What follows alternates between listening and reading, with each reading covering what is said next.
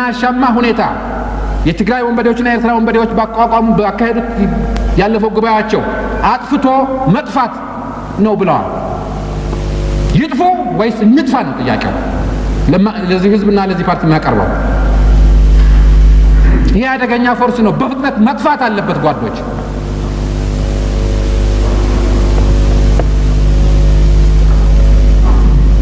እስካሁን ድረስ በዚህ አቅጣጫ ብዙ ትግል ተደርጓል ብንልም ቅሉ ከጉዳዩ አሳሳቢነትና ከነኚህ ወገኖች መሰሪ አቋም አንፃር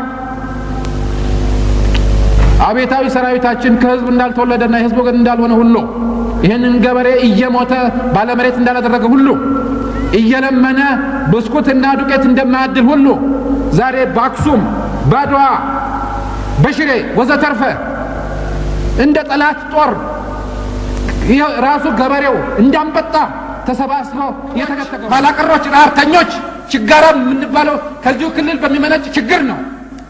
በተቀረው ኢትዮጵያ የለም ረሃብ። ኮቸሮ አለ ብላችኋል። በሱ አለ ምንም ምንም በላንተ ማበራ አለ ብዙ ችግር አለ። አንድ ጥያቄ ብቻ አጭር ነው የምፈልገው። አይ ችግርም የለንም ደግሞ ትናንትና ከሸለቃችን ላይ የሚመጣን ግን ሱካርም የኛ መጠማው ዛሬ ስልጠናችን ዛሬ አራቀም ተሰነ ቀናችን አዎ ወደ በሳምንት አጥቀን መጣናቸው አይቻቸዋለሁ። በመሬትም ባየርም አንዳንዶቹ ተጠግቻቸዋለሁ፣ አንዳንዶቹን ወጥቼባቸዋለሁ። እዛ ላይ ይዛችሁ የወጣችሁት መድፍና ታንክና ምናምን በአንድ አጋጣሚና ሁኔታ ወይ ቀን ወይ ሌሊት ጠላት ሲያጠቃጥላችሁት ነው የምትመለሱት። ስለዚህ ፓርቲያችንና መንግስታችን ሁለታችሁንም ነው የሚያስታጥቀው። ይሄን ታውቁ የለም?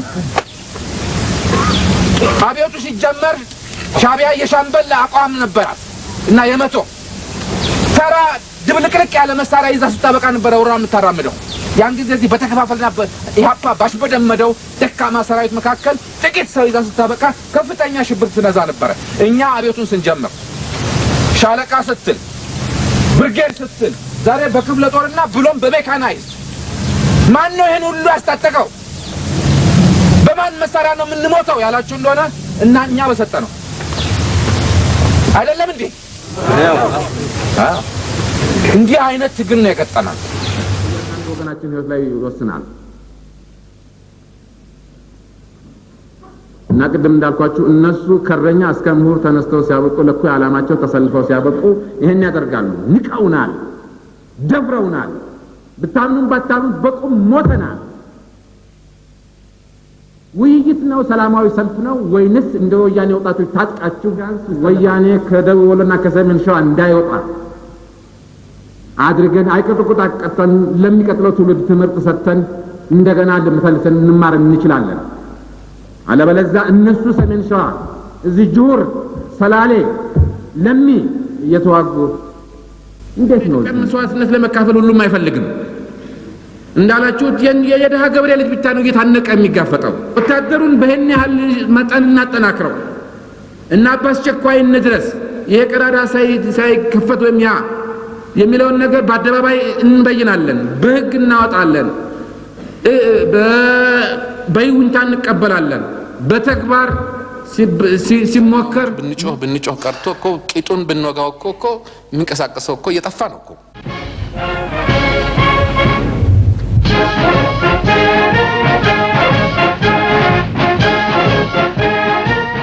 በጥይትና በዱላ በስንት ጩኸትና ሁካታ ለቅሶ አይደለም እንደ የሚወጣው ሰው አይደለም ወይ? ከመኪና እየወረደ ገና ጦር ሜዳ ሄጄ ጥይት ይገለኛል ብሎ በማሰብ ነፍስ ለማዳን ሌላ ነገር ነው። በራሱ እየወረደ ሲያበቃ በመኪና መንገድ ላይ የሚሞት ሰው ነው የሚላክልን። በጠቅላላውም ባይሆን ባመዛኙ መጀመሪያ ነገር ከተሰበሰበበት ማዕከል ይሸሻል፣ ከዛ በመንገድ ላይ ይሸሻል፣ ከዛ ከማሰልጠኛ ይሸሻል፣ ከዛ ከጦር ግንባር ይሸሻል። ምን እናድርግ? እንዴት እናድርግ? በግልጽ ሰዎች ነን። የሀገር ፍቅር ነው የተነሳ ነው አቅማችን የፈቀደውን ነው የምናደርገው ከአቅም በላይ ኤክስፔክት ይደረግ እንደሆነ ይሄ ኢንሂውማን የሆነ ነገር ነው ሊሚቴሽን አለ 17 አመታችን ነው ተኝተን አናቀም ደስተን አናቀም ስቀን አናቀም ረፍት የሚባል ነገር አናውቅም ሁሉን ያለምንም ማጋነን የሚቻለውን ሁሉ ነው የምናደርገው ህይወታችንን ሰጥተናል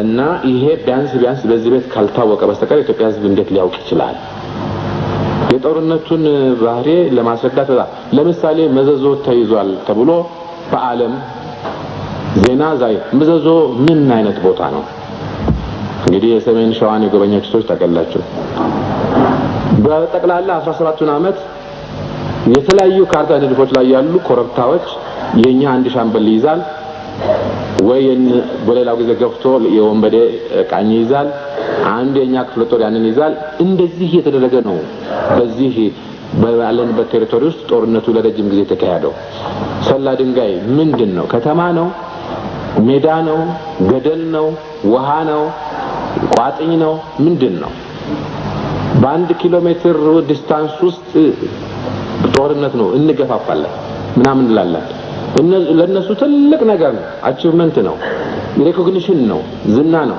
አሁን ሰላ ድንጋይን ይዘውታል አሁን መዘዞን ይዘውታል within an hour የሚለዋወጥ ሲቹዌሽን ነው ኤርትራ ውስጥ አንድም ቀን ጦርነት ሳይደረግበት የቀረበት ጊዜ የለም አንድ ኮረብታን ይዛለን ሌላ ኮረብታ ይዛሉ አንድ ሸጥን ይዛለን ሌላ ሸጥ ይዛሉ እነሱ ለፕሮፓጋንዳ ይጠቀማሉ እኛ መንግስት ነን አሁን ይነዋል ካራምሽግ ምንድነው ክምር ድንጋይ ምንድነው አፋቤት ራሱ የፈረንሳይና የቬትናምን ጦርነት አድርገው ሲያውቁ ነው የምዕራብ ዜና አቅራቢዎች አፋቤትን እዚህ ያላችሁ ሰዎች ብዙዎቻችሁ ምታውቁ ይመስለኛል በኢትዮጵያ ስታንዳርድ ቀበሌ አይደለም 700 ሰው ነበረበት እኔ እዛ በርኩ ጊዜ የነበረው እዛ ቦታ ላይ ለሚሊተሪ ስትራቴጂ ያዝነው ቦታና ለውሃን በቤንዚን አይቆፈርበት አልማዝ አይቆፈርበት ወርቅ አይወጣበት አገር አይደለ ሰው የለበት ምን ናቲንግ የደንዲያንፉ ጦርነት ፈረንሳይ ተረታችበት ሁኔታ አይነት ድል ነው አሉ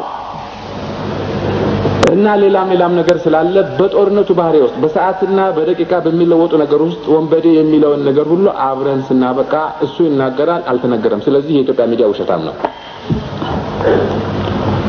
እንደዚህ ከተወሰደ ምን አይነት ፕሮፓጋንዳ እንደምንነዛ ሰው እንደውም ይሄ ሆነ ገና ያልሆነውን ነገር ተሰበረ ሲሉ ሞተ እያለ ሲያበቃ ቅድም እንደተናገረ ይቅርታ ይደረግልኝ አዲስ የኢትዮጵያ ባህል ነው በፍጹም ይሆናል ብለን ማንገምተው ነገር ነው ሱሪውን ያወለቃል ደሞ የታዘል ቡታንታው ማውለቁ ነው